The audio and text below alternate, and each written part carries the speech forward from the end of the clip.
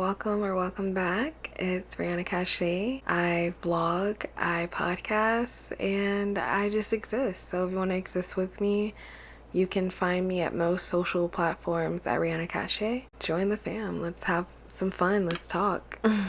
But I don't want to take up too much of your time. Today I wanted to talk about credit and financing, especially in your 20s, mistakes that you're probably going to make, and just try to help people and guide them so that they don't make the same mistakes that I've made when it comes to credit, and to have a bit more financial literacy, because I feel like credit is often frowned upon, especially in a lot of families. And honestly, I just want to remove the taboo aspect around and revolving around credit so that people can move forward and make bigger steps in their relationship with finances and overall generational wealth and stuff, because I'm all for that. So yeah, this episode's I'm gonna get pretty open with you guys, pretty transparent about my situation, and hopefully it helps you guys out. Let's get into it. First, I want to start by defining what credit is, at least connotatively from my own perspective.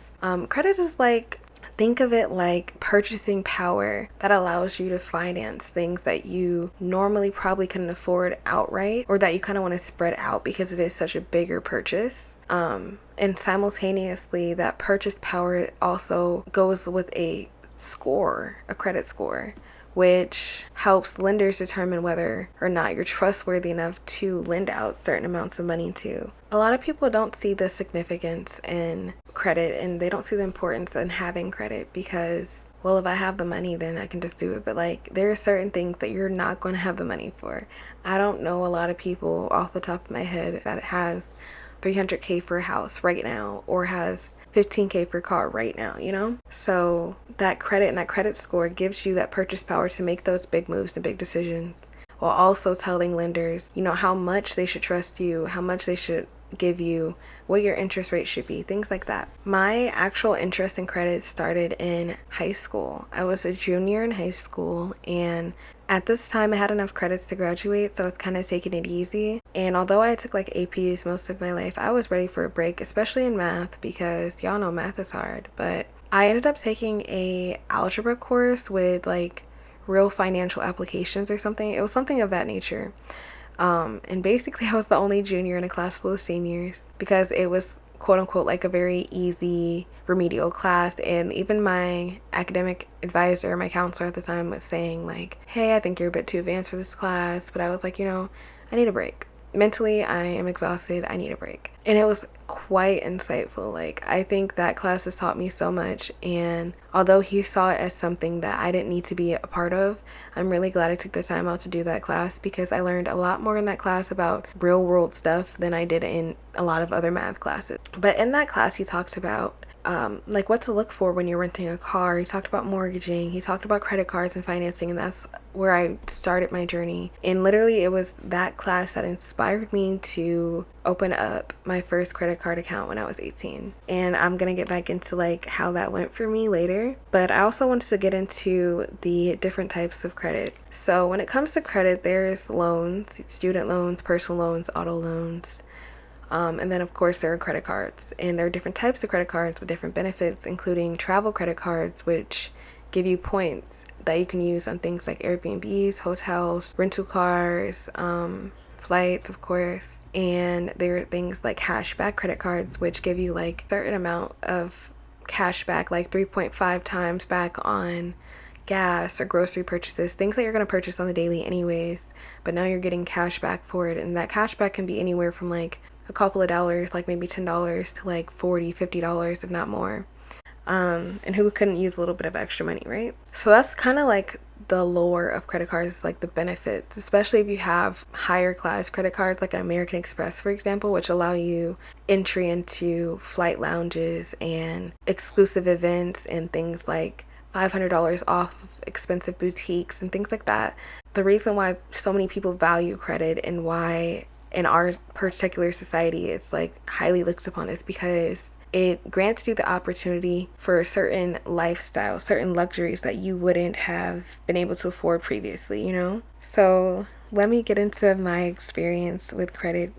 I feel so vulnerable right now, because I feel all my life it's been this is something you don't share with people. This is something you keep to yourself. But I really do want to use my platform and use my experience to help guide other people and inspire other people, hopefully. So, as I previously stated, I opened my credit account when I was 18 after taking that course junior year. And I started with a secured card, which, if you know you're new or you don't have any credit or you're rebuilding your credit, you're going to typically start with a secured card, which you have to place a deposit on. I found cards now that offer $200 deposits.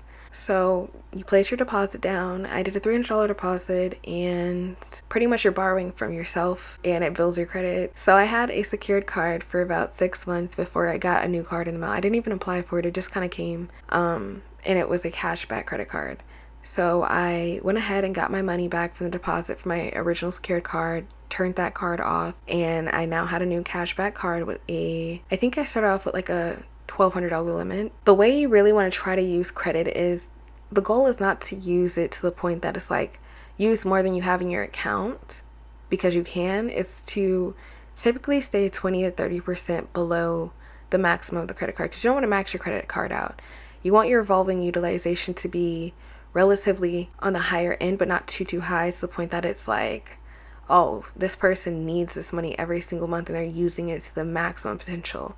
That kind of reduces trust in you to lenders. So 20-30% below the maximum is what you should aim for. And I was doing about 20% below. And I was doing that for a while, probably a little under a year, like 8 months or so, and paying back in full every single month, because you don't want to make the minimum payment on things. That's how you start to accrue interest. And that's where that APR comes into play. When I first signed up for my credit cards, I didn't really care about the APR because I knew I was going to make payments on time every time. And that's how you think initially, you know, I was really financially responsible, but life takes so many turns. So definitely pay attention to that APR when you are opening a credit card account. After a couple months of my cashback card, I thought it's time to spice it up. Let's add a little something. Not only did my cashback card now have a $3,500 budget, like max, I ended up getting a travel credit card with a $3,500 max. So now I have $7,000 worth of purchasing power. I have benefits from my travel card, my cashback card. Like, when I say these cards came in clutch, like when I would spend money on my cashback card on things that I already planned on getting anyways, I remember one month I made like almost $80 worth of cash back because I spent so much money on that card. And then on my flight card last year, I went, and this is partially probably the reason that like I low-key maxed my cards out, but I went to Toronto, Vegas, Virginia. Obviously, I was in Buffalo. Took a couple trips to probably Syracuse and Rochester as well. All that traveling. I ended up, one of my Airbnbs, I think it was the Toronto Airbnb, I completely paid for with my flight credit from my travel credit card, which was like a $500 Airbnb, completely paid off by my travel credit. That is the beauty of credit. Like, if you know how to use it, it really works for you. But once you abuse it, now that's when you're in trouble. Now, what had happened was I got into a car accident last year in January, and that took me out of commission for a minute. And mind you, before this point, I had just moved out on my own. I was coming up on about, I want to say, like a year or so in my new apartment. So I had been like on my own, you know, completely paying all my bills and stuff. The way I looked at my finances was like, even though I do have it, I was pretty much pushing most of my money into my savings and just trying to live off my paychecks, just to save more money, because I didn't want to be in a situation where I couldn't afford my lifestyle and to maintain like travel and other stuff. But after that car accident, I think that really just like reset me for real. I pretty much didn't have a job until like 4 months later. And I was living off of my savings. I had moved in with my boyfriend, and it was just so much going on to the point that around sometime late last year, I pretty much maxed out all my credit cards.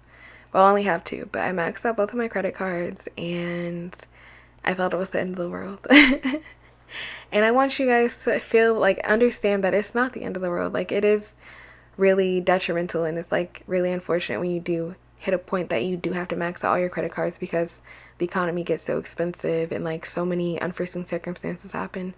But this is life, and things like that happen. You got to know how to bounce back, you know? And so let me put you on game real quick. I was initially making the minimum payment on my credit card accounts, and it tells you how much time it's going to take to pay them off when you're making the minimum payment. It said like 14 years super discouraged. And I was like, there's just no way, because the interest is so high. Again, the APR is like 28% or something like that, which is annual percentage rate, by the way, if I didn't already define that earlier. But it's just basically the percentage at which you'll get charged interest if you don't make the full payments. So yeah, my APR is super high, and so I had to look into other options. And I feel like a lot of these options aren't talked about. Like when we get in debt, it's just like, oh, this is the end. I'm just gonna leave it. I'm not gonna touch it. It's not my business. It's gonna come off eventually. Granted, yes, if you do have things that go into collections, they could stop affecting your credit maybe 2 years after they go into collections. But that's a possibility, not like an absolute. I know 7 years after a lot of it gets wiped, so, but that's a really long time to wait, especially when you have things you want to fill. So here is what I learned about debt consolidation. Debt consolidation is a way to kind of get all of your debt transferred over to something that has a lower interest rate, and that is just like one thing instead of separately paying a bunch of different things. But debt consolidation, basically, like you can apply for a different card. If you apply for a different credit card, you can transfer the balance from your other credit cards or just maybe one card. And if you balance transfer it to a different card, you typically have to pay a balance transfer fee. But for the most part, if it's a card that has lower interest rate and lower APR, and especially if it has like an intro offer like 0% APR for the first 15 months, now you can make payments on that card without interest for 15 months compared to you making the payments that you're currently making plus interest. And it's kind of like not moving too much. So if you stick to making the same amount of payments on a card that has 0% APR for the first 15 months, now you've made a huge dent in your credit debt and like boosted up your credit score, got a little bit more purchase power back. You kind of navigating and managing your credit debt a little bit more and like getting out of debt. But the other option, alternative option, is to get a loan as well. A personal loan, which will cover your credit card bills. Now you're just paying the interest on that personal loan, which is typically a little lower than a credit card would be. So yeah, that's where I'm at right now. I'm definitely in the recovery phase of getting my debt consolidated, and I thought it would be important to share these gems with you guys because I know a lot of people are like hesitant about getting into credit. It can be scary, but I feel like once you know what you're doing, once you do your research, it's not that scary and it can actually really help you out. Honestly, I'd rather make this mistake as a 20-something-year-old, like a young 20s, than to make this mistake when I'm 40 and married with kids, you know? I'd rather make these mistakes early on in life to know what not to do later in life. Because honestly, I mostly probably did max out because I traveled too much last year and I kind of lived above my means a little bit. But I would do it again in a heartbeat because life is just so short. I'm not advertising that people just spend above their means and do whatever, but like, I do think you live once. It's okay to make mistakes. This is our first time experiencing life, you know? I had a great time last year. I had a wonderful time in Vegas and Virginia and Toronto. And I love my second apartment, so I wouldn't trade it for the world. I just know now what I need to do, how to move forward, and how to get out this rut. So that's what I'm gonna do. That pretty much sums up this podcast.